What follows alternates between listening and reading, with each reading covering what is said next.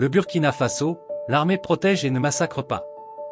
Le Burkina Faso a rejeté les accusations infondées sur l'exécution, en février, d'au moins 223 civils par l'armée dans le nord du pays, portées par Human Rights Watch, HRW.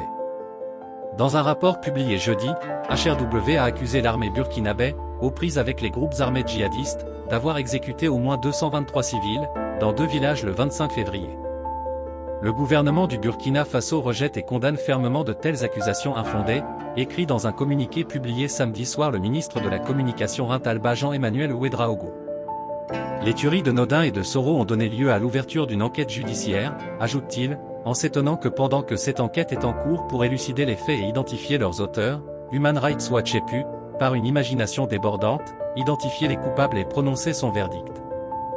Le communiqué estime que la campagne médiatique orchestrée autour de ces accusations démontre à souhait le dessein inavoué de ces auteurs qui est de jeter le discrédit sur nos forces combattantes engagées sur le champ d'honneur, au péril de leur vie, dans la sécurisation du territoire ainsi que la protection des populations et de leurs biens contre les attaques terroristes. Les forces armées ne peuvent être dans le même temps auteurs d'actes ignobles tels ceux allégués envers ces mêmes populations, a-t-il déclaré.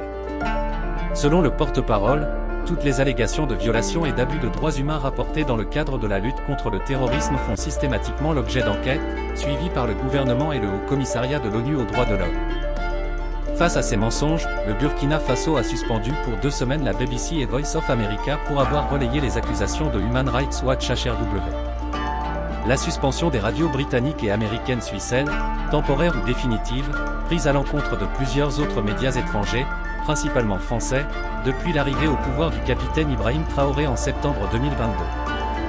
Le Burkina Faso est confronté depuis 2015 à des violences djihadistes attribuées à des mouvements armés affiliés à Al-Qaïda et au groupe État islamique,